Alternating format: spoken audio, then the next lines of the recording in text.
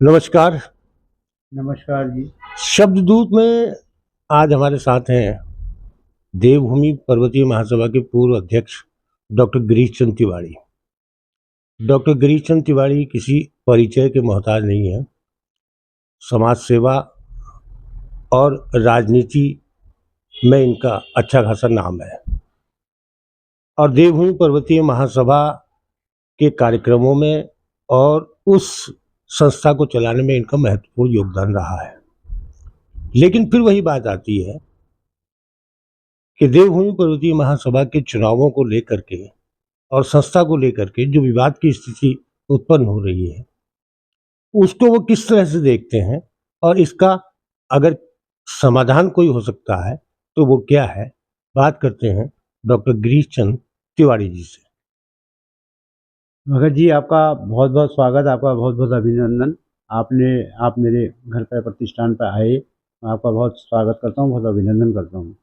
आपने जो देवभूमि पर्वतीय महासभा के बारे में पूछा कि इसमें कौन सा ये विवाद, मेरे ख्याल से मैं भी देवभूमि पर्वतीय महासभा का पहले पर्वतीय सभा का अध्यक्ष रहा और उसमें भी लोगों ने मेरे को बड़े उसे बिना उसके निर्विरोध ये कह के बुलाया कि आप इस प्रकार समाज के अध्यक्ष बनो, और मैं इनके कहने पर बन भी गया। और उसमें यहाँ पर बहुत सारी अनियमितताएँ जैसे होती हैं उस टाइप की थी, तो उसने मैंने बहुत सी, जैसे कि पूर्वांचल सभा थी, पूर्वांचल सभा में बहुत सी चीज़ें नहीं थी, वो मैंने मैनेज कराई।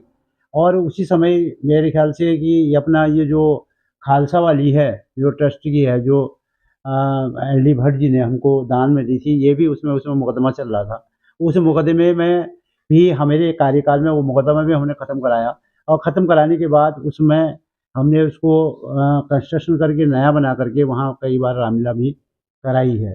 उसके बाद फिर क्या हुआ कि हमने देखा ये कड़वाल और कुमाऊँ का एक जो अलग-अलग इनकी सभाएँ बनी हुई थी। फिर मैं देवभूमि पर्वतीय महासभा का अध्यक्ष भी बना।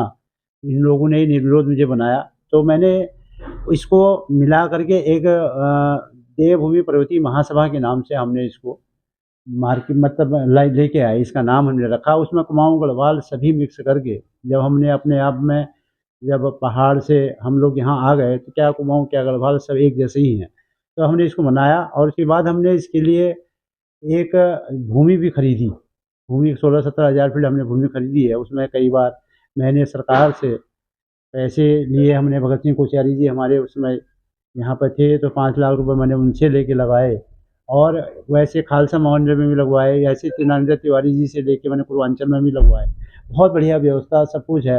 लेकिन उसके बाद क्या हुआ कि हमने सोचा कि इसको और बढ़ाया जाए, और बढ़ाने के लिए हमने फिर मेरा कार्यकाल पूरा हो गया था, तो कंडवाल जी का कार्यकाल आया। मैंने अपने कार्यकाल में इसकी सदस्यता भी खोली थी, और करीब 700, मैं एक्यूरेट तो मुझे ध्यान नहीं है, 765-66 ऐसे करीब होंगे। आज की डेट में हो सकता है कम इसलिए हो गए होंगे, कुछ लोग क्या नाम करते हैं, किन लोगों की डेथ हो गई होगी, कुछ लोग ट्रांसफ़र हो गए होंगे, और आज की डेट में भी करीब 500-600 के आसपास होने चाहिए। एक्यूरेट मुझे इस बात का आइडिया नहीं है। नहीं, लेकिन इसमें आपने सदस्यता वाली बात करी, जी, तो कहा ही जाता है कि काशीपुर में पर्वतीय मूल के या पर्वतीय समाज के 35 से 40 हज़ार सदस्य लोग रहते हैं। तो कहाँ कमी रही कि इसमें सदस्य संख्या 1,000 से नीचे ही नीचे रही? हाँ, इसके पीछे आप किन कारणों को दोषी मानते हैं? मैं कानून का कई बार हमें ऐसा हुआ कि हम लोग पहले इतने जागरूक नहीं थे। हमने बहुत बार कोशिश भी करी है, हमने सदस्यता खोली भी, और खोलने के बाद हम लोग डोर टू डोर भी गए। मैंने कई बार इसका कैंप टाइप के लगवाए, जैसे वैशाली कॉलोनी में लगवाए। बहुत से लोग बने भी वहाँ पे। तभी तो उससे पहले तो जब मैं था मुझे लगता था 200-250 थे। उसके बाद ये जितने लोग भी बढ़े, ये मेरे कार्यकाल में भी बड़े काफ़ी लोगों ने उसमें सदस्यता ली। लेकिन उस समय लोग इतने जागरूक नहीं होते थे। लोग अपने काम-काज में रहते थे, कुछ लोग रिटायर्ड आदमी थे, रिटायर्ड आदमी वो ज़्यादा इस उनको तवज्जो नहीं देते थे। इधर अवेयरनेस अब ज़्यादा आई है, लोग-बाग अब बनने के लिए तैयार हैं। अब क्योंकि अब आज की डेट में तो इस समय क्योंकि हमारी कार्यकारिणी है नहीं, सदस्य की अभी कार्यकाल पूरा हो गया है। अब नया जो चुनाव होगा, जो भी अध्यक्ष आएगा, उसमें सदस्यता खुलनी चाहिए। और लोग इस बात तैयार भी हैं काफ़ी बनने के लिए। उसमें कोई ऐसा नहीं है कि हमारी तरफ से कोई रोक लगी हो। ये बात तो रही सदस्यता बढ़ाने की, जी। लेकिन चूंकि अब सदस्यता चुनावी प्रक्रिया प्रशासन के अधीन चल रही है, ऐसे में सदस्यता बढ़ाना संभव तो नहीं है। लेकिन क्या आप मानते हैं कि वर्तमान में जो 244 सदस्यों की सूची दी जा रही है, उसके आधार पर चुनाव होने चाहिए? वैसे तो जो हमारे पास सूची पुरानी बनी हुई है और उसी आधार पर चुनाव होने चाहिए। जो लोग यहाँ पर रह रहे हैं, जिनके पास अपना जो एक रसीद होती है जो सदस्यता की, वो रसीद है और उसमें नाम है और जो 700 कुछ हैं वो कई चीज़ें हमारी डायरेक्टरी में भी हमने एक टेलीफ़ोन डायरेक्टरी बनाई थी, उसमें भी काफ़ी लोग हैं। इसमें तो बहुत से लोग छूटे हुए हैं। ये इसलिए नहीं कि ये तो इन्होंने जो ली है सूची मेरे ख़्याल से सोसाइटी से ली है। उस सोसाइटी में पूरे नाम होंगे नहीं।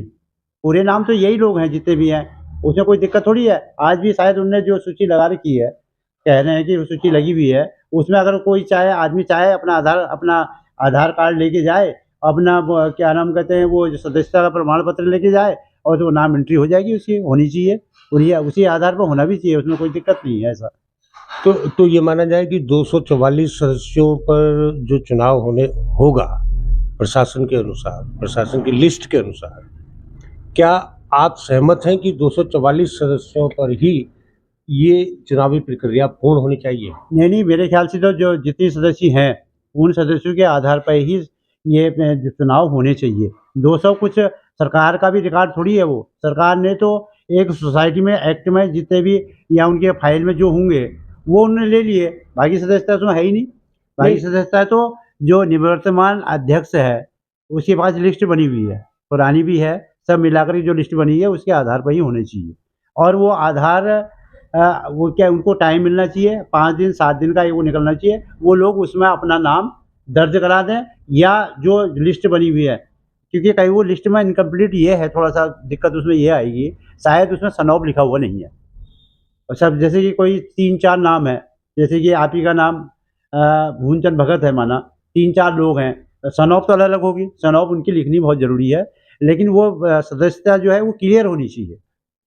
तो सब उसी बेस पे सब क्या नाम है चुनाव होने चाहिए और ठीक भी है, उसमें कोई दिक्कत नहीं है।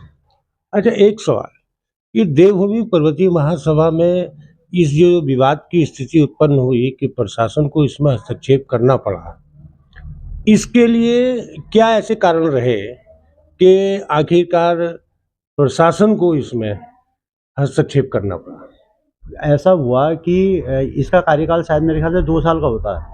2 साल के बीच में क्या वो कोविड आ गया था। कोविड की वजह से सारी चीज़ें चाहे वो कोई भी हो वो सब कहानी ख़त्म हो गई थी, कोई दिक्कत नहीं थी। तो उस समय वो ऐसा चलता ही रहा। और बाद में फिर ऐसा कोई विवाद तो आज भी नहीं है उसमें। प्रशासन पे इसलिए चला गया होगा कि उनका कार्यकाल ख़त्म कोई भी सोसाइटी या किसी भी संस्था का कार्यकाल ख़त्म हो जाता है, तो सरकार के अधीन से जो एडमिनिस्ट्रेशन होता है, उसके अधीन चला जाता है जब तक उसका चुनाव ना हो। वो इसीलिए गया हुआ है, बाकी कोई ऐसा कोई विवाद विवाद क्या होना है उसमें कोई ऐसा थोड़ी कि बहुत बड़ी कोई जायदाद हो, कुछ हो। ये तो इस सेवा भाव के लिए लोग आते हैं। अपनी-अपनी समाज सभी समाजों की बनी हुई हैं सोसाइटियाँ। सभी समाज अपनी-अपनी तरक्की के लिए समाज की जो सोसाइटी बनी हुई होती है, इसलिए समाज बना हुआ होता है। ऐसा कोई इसमें कोई वो थोड़ी ना बहुत बड़ा। हम भी 2 बार बने इसलिए मेरी सेवा के लिए बने। आज भी हम बिना उसके हुए कोई भी अपनी समाज का कोई भी आदमी हमारे पास आता है, किसी काम के लिए हम तो 24 घंटे हमारे दरबार लगा रहता है इसी काम के लिए। कोई ज़रूरी थोड़ी है, वैसे तो कोई ज़रूरी ऐसा नहीं है कि हम अध्यक्ष ही बने, तब जाके समाज की सेवा करें। हम तो 24 घंटे 24 आवर्स 108 की तरीके से तैयार रहते हैं मतलब समाज की सेवा करने के लिए और आज भी है और कल भी रहेंगे।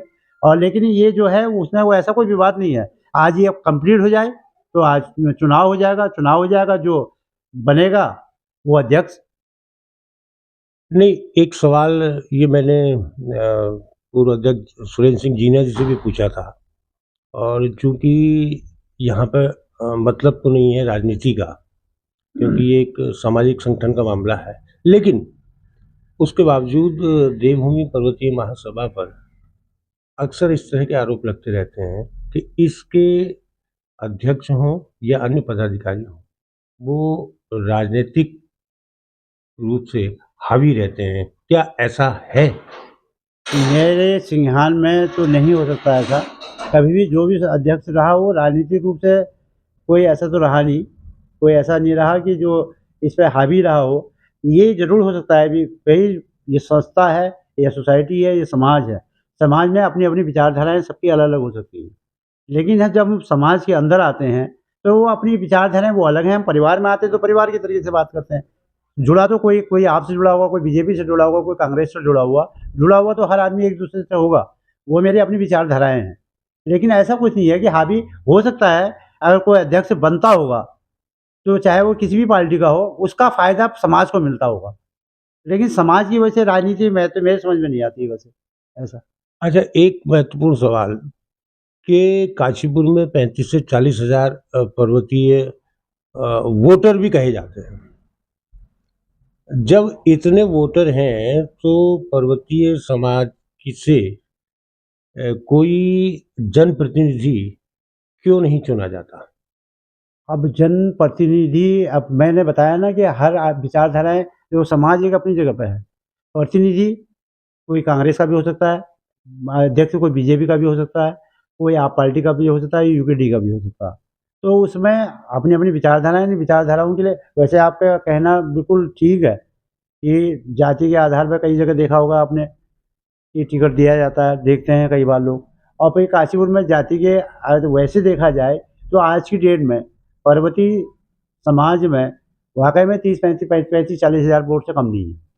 वोटर है इतना, लेकिन किसी को कभी कोई पार्टी कोई किसी को कोई ऐसा कोई टिकट मिले या कोई उसमें लड़ने का मिलेगा तो मैं सोचता हूँ कि लोग उसका साथ देंगे।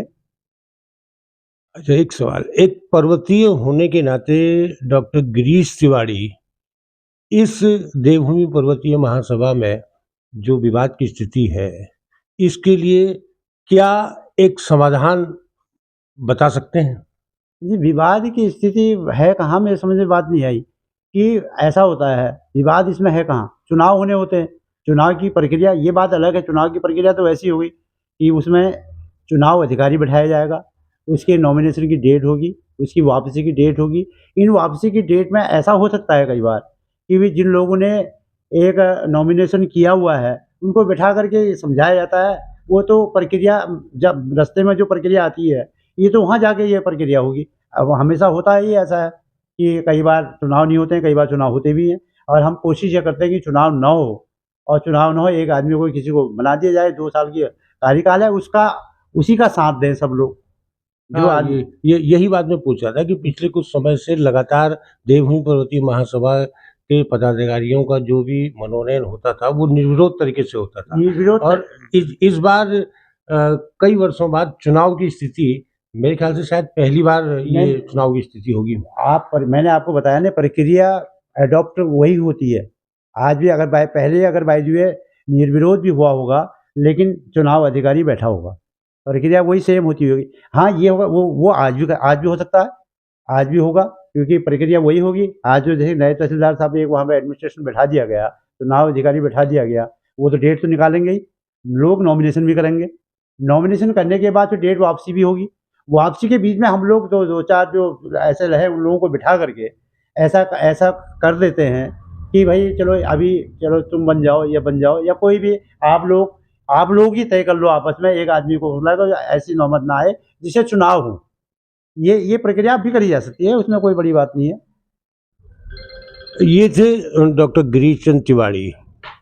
इनसे हमने बात की देवभूमि पर्वतीय महासभा को लेकर के, और इनका साफ तौर पर मानना है कि विवाद की स्थिति कोई नहीं है, एक सामान्य चुनाव प्रक्रिया है और ये प्रक्रिया होगी।